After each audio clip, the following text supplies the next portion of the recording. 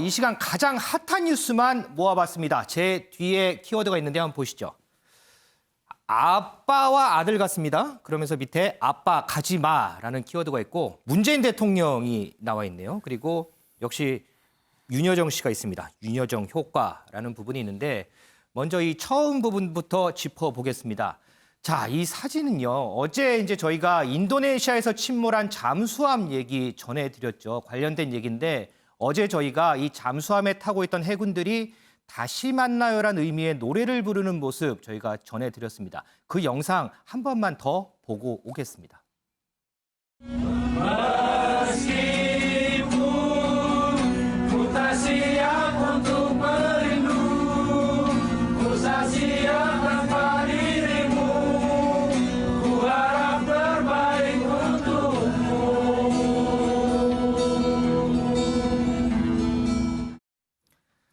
다시 봐도 참 짠한 영상인데요. 윤지영 기자. 네. 조금 전에 이제 키워드 뒤에 있던 사진, 아빠와 아들의 사진이 있었잖아요. 네. 잠수함하고 좀 관련이 있는 사진이겠죠? 네, 맞습니다. 이 조금 전에 보신 이 산파이준바 노래를 부르는 모습도 굉장히 안타까움을 자아냈는데요.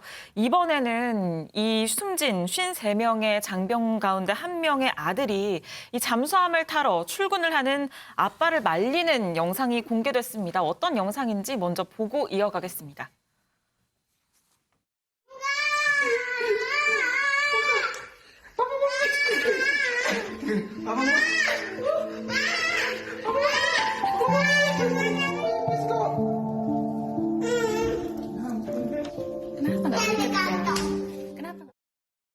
네, 비극을 예감했던 걸까요? 이 2살 난 아들인데 이 아빠가 출근하지 못하게 문고리를 잡고 온몸으로 아빠를 막는 모습이 고스란히 영상 속에 담겨 있습니다. 네. 이 아빠는 결국 아들을 진정시키고 출근을 했는데 이 잠수함 침몰 사고로 인해서 이제 다시는 볼 수 없게 된 겁니다. 이 숨진 장병의 아버지는 보통은 손자가 저렇게까지 막아서지 않는데 네. 전화를 따라서 유난히 아버지를 붙잡았다 이렇게 당시 상황을 회상하기도 했습니다. 글쎄요, 무슨 저 2살 아이도 어떤 감이 있었을까요? 앞서 본 이 잠수함에서 노래 부르는 영상도 그렇지만 지금 이 아빠와의 실랑이가 마지막이었던 이 아이를 생각하니까요. 안타까움이 배로 커지는 듯합니다. 자, 다음 보시죠. 자, 가운데 문재인 대통령의 얼굴이 보이고요. 한자로 문이라는 키워드가 있습니다. 이혁근 기자. 문재인 대통령이 왜 나왔을까요? 네, 오늘 야당 측에서 이런 브리핑을 내놨습니다. 민주주의는 사라지고 문주주의만 남았다. 왜 이렇게 비난적인 국민 탄압 행위를 중단하라는 비판 성명을 내놨냐면요. 네. 문재인 대통령을 비판하는 내용이 담긴 전단을 살포했던 30대 남성이 모욕죄로 검찰에 넘겨졌기 때문입니다. 서울 영등포 경찰서는 국회의사당 앞에서 문 대통령을 비방하는 내용의 전단을 뿌린 이 남성을 모욕 그리고 경범죄 처벌법 위반 등의 혐의로 송치했다라고 밝혔습니다. 기소 의견으로 송치를 했기 때문에 남성이 재판에 넘겨질 가능성이 점쳐지면서 더 논란이 커졌습니다. 그러면 이 전단지에 구체적으로 어떤 내용이 있었던 거예요? 네, 이 남성이 어떤 남성이냐부터 한번 짚어봐야 되는데요. 34살 남성이고 시민단체 대표로 알려졌습니다. 2019년 7월 국회의사당 분수대에서 문 대통령을 비판하는 전단을 뿌렸는데요. 당시 전단에는 응답하라 친일파 후손이라는 문구와 함께 네. 문 대통령, 박원순 전 서울시장, 홍영표 더불어민주당 의원, 유시민 노무현재단 이사장, 정동영 전 민주평화당 대표를 비난하는 내용이 담겨 있었습니다. 문 대통령을 비롯해서 친여권 인사, 여권 인사들의 아버지 등이 일제강점기에 친일 행위를 했다라는 주장이 이 전단지의 핵심입니다. 특히 전단 한쪽 면에는 북조선의 개, 한국 대통령 문재인 이렇게 새빨간 정체라면서 비난 문구의 수위가 좀 높았습니다. 그러면 지금 이제 논란은 야당에서 제기하는 거는 이 문재인 대통령이 고사를 했기 때문에 이 남성이 불기소 처분을 받았다 이런 내용이잖아요. 그런데 지금 전단지의 내용을 보면 문재인 대통령뿐만 아니고 다른 인물들도 나와요. 그럼 여기 있는 다른 인물들이 고소했을 가능성은 없나요? 앵커께서 충분히 어떤 의문을 제기하실 수 있는 포인트인데요. 네. 문제는 누가 고소했는지 지금까지 불분명해서 논란이 더 커지고 있습니다. 모욕죄는 형법상 피해 당사자나 당사자의 변호사가 고소를 해야만 공소를 제기를 할 수가 있습니다. 한쪽의 주장이긴 하지만 이 김 씨 측의 입장을 들어보면 고소를 당한 쪽이죠. 문 대통령이 선임한 변호사가 고소를 진행했을 가능성이 있습니다. 경찰에 누가 나를 고소했느냐고 이 사람이 수차례 물어봤다라고 하는데요. 경찰 쪽에서 누구인지 알려줄 수 없다. 그런데 충분히 알 수 있지 않느냐 이런 답이 돌아왔다는 겁니다. 법조계에선 모욕죄 피의자는 고소 주체와 시점 등을 그래야 정보를 알아야 내가 내 피해 방어권을 충분히 보장받을 수 있다. 내 알 권리가 있어야 나를 스스로 보호할 수 있다. 이런 지적이 나옵니다. 경찰이 그런데도 알려주지 않은 건 피의자의 방어권을 침해하는 것 아니냐 이렇게 지적이 이어지고 있는 건데요. 현재로서는 대통령 측이 변호사를 통해서 고소했을 가능성도 배제할 수는 없습니다. 그런 가능성 때문에 말 안 해도 누군지 아느냐 뭐 이런 얘기를 했나요? 자, 근데요. 예전에 이제 제 기억에 보면 문재인 대통령이 과거에 이 모욕 관련해서 그럴 수도 있는 거 아니야? 뭐 이런 취지로 얘기했던 기억이 있거든요. 네, 작년 8월에 그런 발언을 한 적이 있었는데요. 문 대통령이 2020년 8월에 교회 지도자들과의 간담회를 가진 적이 있습니다. 이때 어떻게 발언을 했었냐면요. 대통령을 모욕하는 정도는 표현의 범주, 표현의 자유로 허용해야 된다. 대통령을 욕해서 기분이 풀리면 그것도 좋은 일 아니겠습니까? 이렇게 말을 한 바가 있습니다. 그리고 법원의 판결도 좀 살펴볼 필요가 있는데요. 문재인은 간첩이다 이렇게 전광훈 목사가 발언을 한 바가 있었습니다. 그렇죠. 그런데 법원에서 1심에서 무죄 판결을 받았거든요. 당시 재판부가 공인의 정치적 이념에 대한 검증은 더 자유로워야 한다라면서 무죄를 선고를 한 바가 있습니다. 황교안 국민의힘 상근 부대변인이 국민에 대한 탄압을 즉각 중단하고 사건에 대한 입장을 직접 밝히고 사과하라. 문 대통령이 직접 밝혀라. 이렇게 입장을 밝힌 이유가 여기에 있습니다. 자, 그리고 윤지영 기자. 지금 문재인 대통령이 이제 퇴임 후에 갈 사저 이거 네. 두고도 시끌시끌 하더라고요. 네, 맞습니다.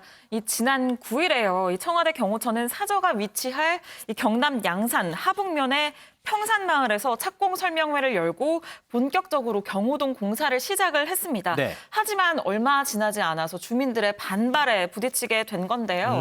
이 하북면 이장단 협의회 등 17개 단체가 국민 없는 대통령 없고 주민 동의 없는 사저 없다라는 이 현수막을 내걸면서 사저 건립을 반대하고 나선 겁니다. 이 청와대 경호처와 양산시가 교통, 소음 등 공사에 따른 문제에 대해서 주민들과 제대로 협의를 하지 않았다라는 이유인데요. 이 경호처 관계자는 한 언론과의 인터뷰에서 일단 공사를 잠시 스톱한 건 맞다라면서 절대 지역 주민에게 피해가 가지 않게 하라는 뜻이 있었다라고 밝혔고요.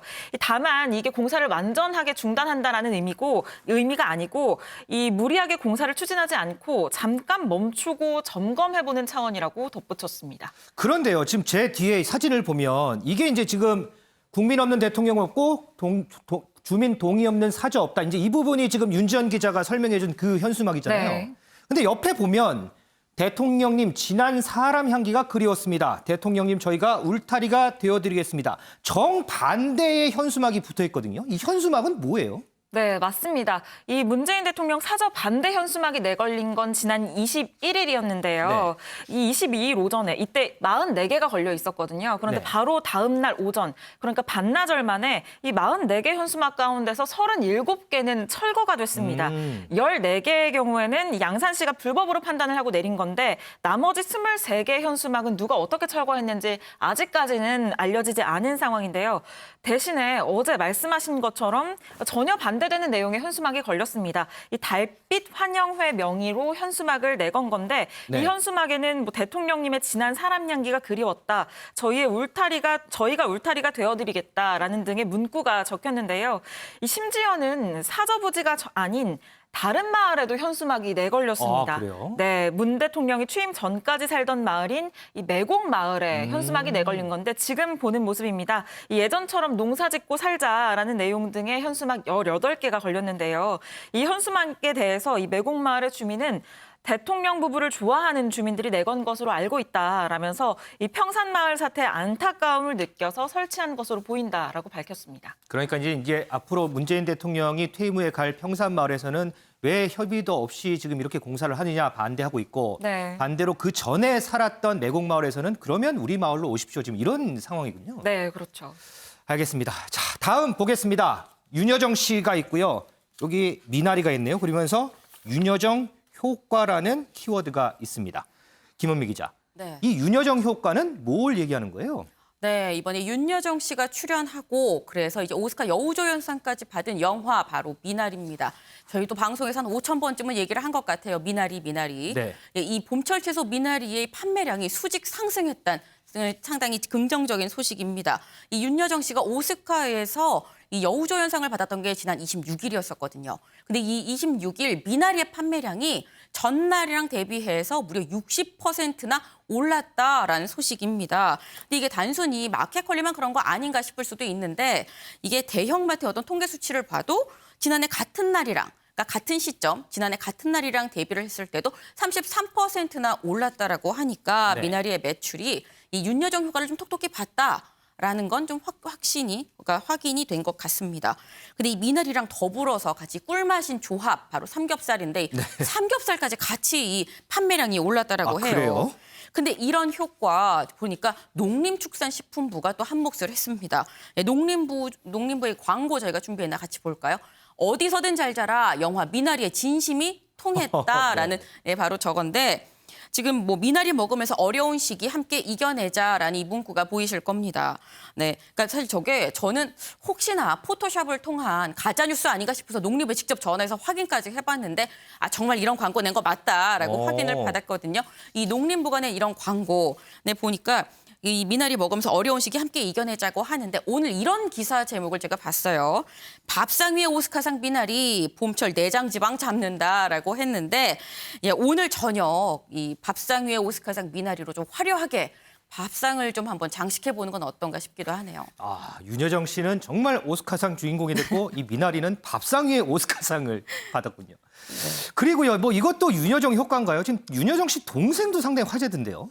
네, 맞습니다. 지금 윤여정 씨의 일거수 일투족이 지금 모두 화제가 되고 있는데 그러다 보니 동생에 대해서도 포커싱이 좀 되고 있습니다. 이 포털 사이트에서 윤여정이라고 쳐서 한번 보면 이 가족 관계에 동생 윤여순이라고 나옵니다. 아, 이 윤여순 파란- 씨요? 네. 네, 이 윤여순 보니까 지금 파란 글씨로 나오죠. 네. 그럼 클릭을 하면 추가적인 인물 정보가 지금 보시는 것처럼 이렇게 나온다라는 얘기인 건데, 그러니까 유명인, 공인 뭐 이런 뜻일 수 있을 것 같습니다.